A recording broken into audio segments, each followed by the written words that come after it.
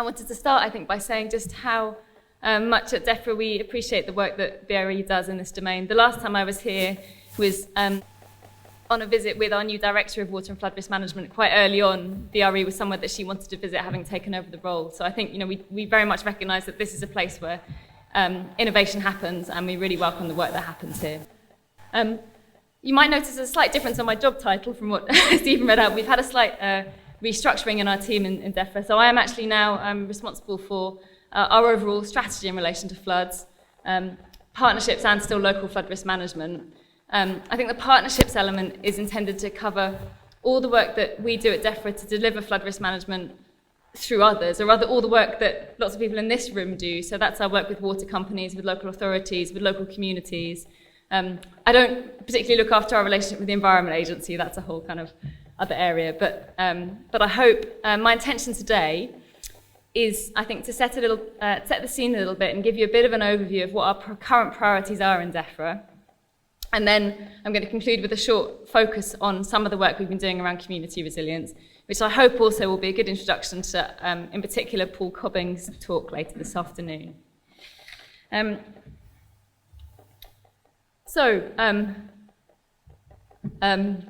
you will all be aware, we had an election in May this year.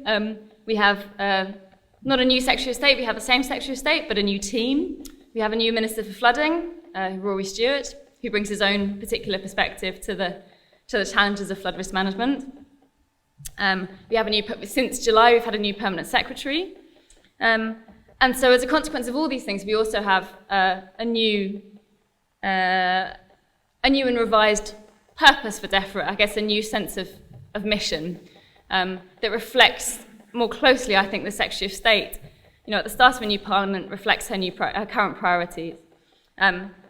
And that's set out here. So, she sees her top priorities as unleashing the potential of food and farming, nature and the countryside, championing the environment and protecting us all from natural threats and hazards. And I can assure you that flooding features very highly in her list of, when she's thinking about natural threats and hazards. There are obviously other things in there, things like animal health and so on, but flooding is right at the top of that agenda. This is then translates into a 5-year strategy for DEFRA, which is underpinned by 6 objectives. 4 of those are around our policy objectives, and 2 of those are about how we work, really. Of the 4 policy objectives, the one in the bottom left-hand corner, it's probably quite hard to see, but is the one that concerns us most today, and that's a nation protected against natural threats and hazards with strong response and recovery capabilities. So I think that very much ties into the themes of today's event. In due course, I should say that this is just the beginning of this work. So as a department, we've mapped out these priorities to guide our work in the next spending review period. But the Secretary of State quite recently announced that this will also be supported by a 25-year environment strategy, to a 25-year plan for the environment, I think, which will be published in due course. But I think that's a very helpful development as well, because whilst obviously we're thinking in terms of this spending review cycle and so on, we do recognise that the environment is something that needs to be considered in the long term, that you can't plan for flood risk management or environmental management just in a 5-year political cycle. We do need to think longer term as well. And I think in relation to flooding, incidentally, the National Infrastructure Commission that the Chancellor recently announced is also, I think, a positive development in this respect, starting to make sure that we are planning in the longer term. How does this translate into our current priorities for the floods programme? Well, right at the top of our agenda, as it won't surprise any of you to hear, is the spending review settlement, and that's been keeping us very busy, frankly, since the election. We're also thinking about winter preparedness. Ministers are certainly preoccupied with winter preparedness, and it only takes a day like today to recognise just how crucial that is. Delivery of the 6-year investment programme obviously is something that we need to be driving forward with the Environment Agency. Flood RE as well has been quite a long time, and it's a complex, innovative solution. It's been quite a long time in the making. We're getting very, very close to the sort of go live date for Flood RE now. So making sure that launches and that gets off the ground in the most appropriate way is a big priority as well. Following on from our Community Pathfinder project, but also the Coastal Pathfinders, thinking about the next steps on community resilience, including at property level. We really want to make sure that we capitalise on, we make the most of that research. And finally, we're also, particularly in my team, we're thinking quite hard about the future of local flood risk management. This is obviously not a comprehensive list. There are many, many other things we do. One thing I perhaps should also flag up is that a key priority for the Secretary of State is around data and making our data more accessible.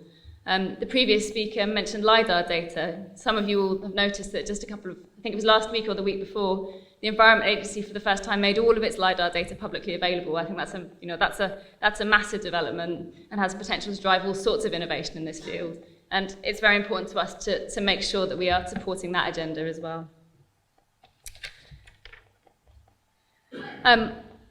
Since the spending review is the top of our agenda, I think it's quite important to kick off with just talking about where we are on that. So the spending review will be announced on the 25th of November.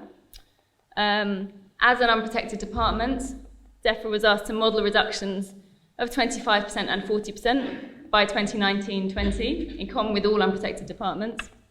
But the biggest component of that is the Environment Agency. Obviously, I've flagged up, I think, that floods is an absolutely top ministerial priority, but I'm sure you can appreciate that given the scale of those numbers and so on, we're not immune from having to think through these challenges. So the statement following the spending review will confirm both the capital and the revenue spend for the period to 2020. And in this context, we're also thinking about how we work. I realise that could sound quite sort of disconcerting and radical. I think those changes to the ways of working are really just about how we work better and more closely with the Environment Agency.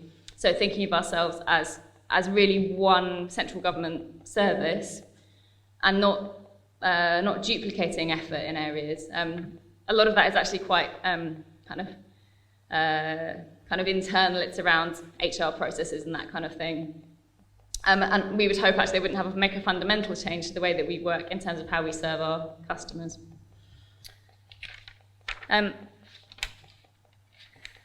So underneath those priorities, I thought it would be good just to talk a little bit about some of the things that we are doing or we have done or we're planning to do. And I thought I'd address these in terms of the flood risk management cycle, because I always find that a helpful way to structure our thinking. So kicking off with prevention. Again, this is just a sample. There are other things that I could flag. But one of the key things that we're doing in this space is driving uptake of property-level resilience, both through the R&D programme. Stephen mentioned that we've had a number of projects, and also in partnership with industry. We were delighted recently to hear that Peter Bonfield, the Chief Executive here, has agreed to chair a round table to really take forward. There are a lot of challenges, I think, with property level protection. How do we really drive uptake? And so this round table, it's a ministerial commission, and that's going to bring together key players from the industry, from the flood protection industry, but also from the financial sector, the kind of people who, so insurers, mortgage lenders, those kinds of people, the kind of people who really get engaged with householders at those kind of trigger points. So we can look at how do we start to influence those behaviours, but also those structures to make property level protection, to really take it up to the next level. We've done a lot of work to develop the technology, to understand the behaviours. How do we get over those? How do we now get over those barriers collectively? And I think that's a really exciting piece of kind of industry and government cooperation. Again, we're very grateful to BRE for their support with that. We want to share our learning about what makes a resilient community and encourage local authorities and communities to think about how they adopt those lessons, particularly from the Flood Resilience Community Pathfinders, which I'll talk about in a minute. And of course, a major change last April, we strengthened planning policy to ensure that sustainable urban drainage systems, SUDs, are provided in all new major developments. I think on this slide as well, it's also important, perhaps I should have mentioned the work that we are doing in relation to local flood risk management. It's 5 years since the Flood and Water Management Act in 2010 that puts in place new roles and responsibilities for local authorities.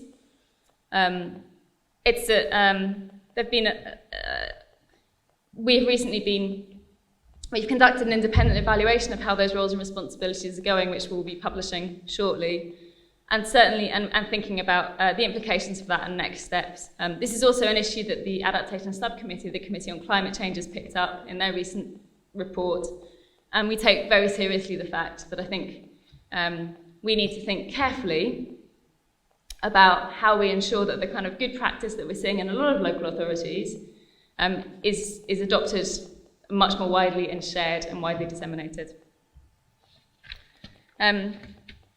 Preparedness. I actually realised I've done these in the wrong order. I probably ought to have done protection next, but never mind. Preparedness, I won't talk about this slide for very long because this is primarily actually work that the Environment Agency does. It's very operational. But I think I wanted to put it up there because apart from the else, it reflects, as I said, we have a new Minister for Flooding, Rory Stewart, who has particular interest in this area. He's an MP for Cumbria, so he understands very clearly the issues in rapid response catchments. He's seen the impacts of flooding in his own community. He also has a background in defence, both himself as a serving officer in the army and as chair of the Defence Select Committee. So he's very keen to make sure that we are doing everything we possibly can on an operational level to be prepared for flooding. Protection. This is obviously an absolute key pillar of DEFRA's strategy, the 6-year capital programme. I said on my earlier slide about the spending review that we would expect the autumn statement to confirm both the capital and the revenue programme. Having said that, the commitment to better protect 300,000 homes, which was in the Conservative manifesto, it's an absolute top priority of the Secretary of State. This is one of the things that she cares most strongly about in relation to flooding. I think I would be very surprised if in the statement that will come out at the end of this month, we see significant changes to the capital programme. I think we've made very firm commitments to that. And we want to give the industry confidence that that work will go ahead. I obviously can't sort of prejudge anything, but I think that's a reasonable starting assumption. But this is, as I think you will all recognise, this is a really serious and significant programme of investment. There are a number of things I could flag here, but I just wanted briefly to mention Flood RE, because I think this has been a key plank of our recovery of the programme of support that we are putting in place to ensure that communities and householders are well equipped to deal with and respond to and recover from flooding.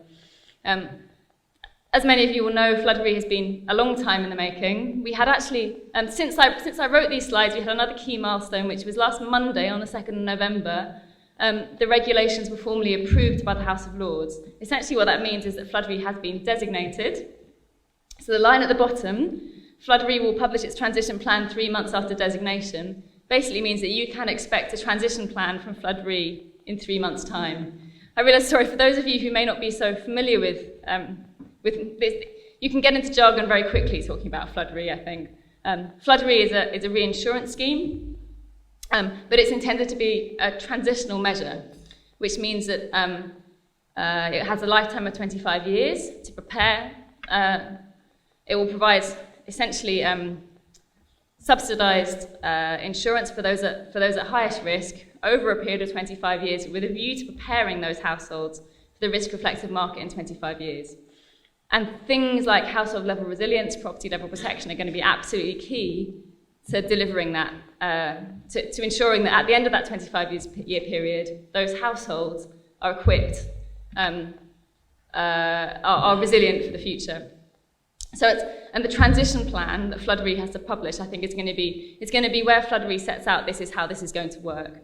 The transition plan will be owned and published by Flood RE, but obviously they are developing it, in collaboration with key partners, including DEFRA. So I think that's quite, to my mind, with an interest in resilience and so on, I think that's a really key step forward, and I think we'll all await with interest to what that says in February.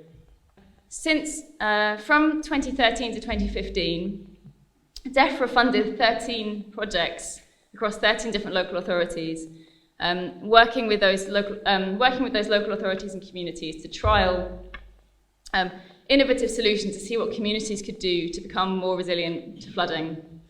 I know that Paul's going to talk about these in more detail this afternoon, so I won't go into the details. But I think one of the key outputs for us is that it's prompted a much more, I think, considered and profound reflection within DEFRA about what we understand by resilience. What does it look like? What does it mean? You know, it's easy to talk about, but until now, I don't think we really kind of had the evidence base for understanding what resilience meant in practice. What you see on the screen is the definition that our evaluators from Collingwood Environmental Planning used for community resilience. So, helping themselves and others to prepare for, respond to, and recover from emergencies in ways that sustain an acceptable level of community functioning. So it's not necessarily about bouncing back to exactly where you were before. It's about adapting. It's about absorbing and recovering, as we heard in the previous speaker. But it is also about adapting. I think that's it is also adapting to change. In this context, our evaluators have identified 5 resilience capacities, or 5 ways of thinking about what a resilient community looks like and what the characteristics of a resilient community are. This thinking is all published in the first output from the evaluators, the Rapid Evidence Assessment, which was published in 2014 and is available through the DEFRA R&D website. But the final evaluation report will be published very shortly.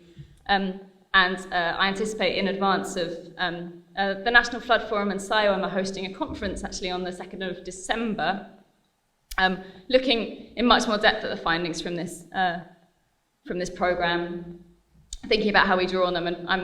And I have no reason to expect that the final report won't be published before then anyway. So there'll be more detail about that in due course. But I think there are some really interesting findings here. A key one for me is the discovery that actually what makes a community resilient to flooding is actually what makes it resilient to all sorts of other things. That communities where there are stronger bonds between people, where people know their neighbours, where they interact about things that are not just about flooding, actually are often the communities that are then best able to respond when flooding occurs. So from a policymaker's point of view, do we invest all our time, effort in kind of flood resilience, in the flood stores, in the property level protection, that kind of thing, or do we actually have to understand that groundwork that has to be done by local authorities in particular, but also by the Environment Agency in some cases, is absolutely crucial to the success of any follow-on flood resilience programme. And there are some very interesting parallels actually with these findings and findings of a recent report that was published by the RSA, the Royal Society of Arts, just last week. The findings of their 5-year Connected Communities project that looks actually at how communities broadly can become more socially resilient. So they don't have a flooding focus, but a lot of the issues are the same. But they found some very, very similar things. So I think that poses some real challenges for policymakers. It's very interesting, though, thinking about how do you take that forward in practice. It's not just about stuff, it's about building the capacity of people. What does this look like in practice? I've got one small example. Here's one of the projects that we worked with in Liverpool, that we funded in Liverpool, on one of the most, this is the housing estate and actually one of the most deprived communities in Liverpool. So as I said, it was an area of multiple deprivation, and actually identifying and supporting the community to identify and target some of the most vulnerable people in the instance of a flood was a key component of the work they were doing. But this project did work right across that spectrum of social, economic, institutional and infrastructure resilience capacities in order to build the capacity of that community to respond to flooding.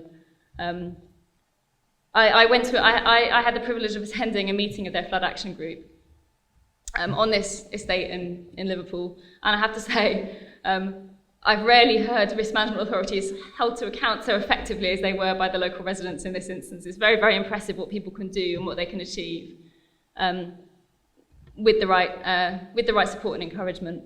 And I was very interested to hear about the Redbridge, the projects in Redbridge that was mentioned in the previous talk. That's not one I was aware of, but I think it all helps to build the capacity, it all helps to build our knowledge base in this area. Back to the big picture again. How does this tie into our overall strategy? Well, I think this is one of our longer term challenges. So at the bottom, we've got how do we ensure that the pathfinders lead to sustainable change?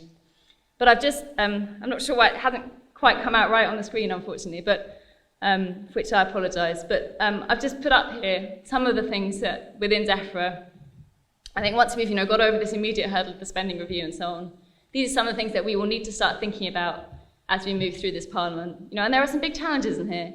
How do we deal with residual risk? We know that even at the optimum level of investment, what do we do about those? What do we do about those households? How do we support them?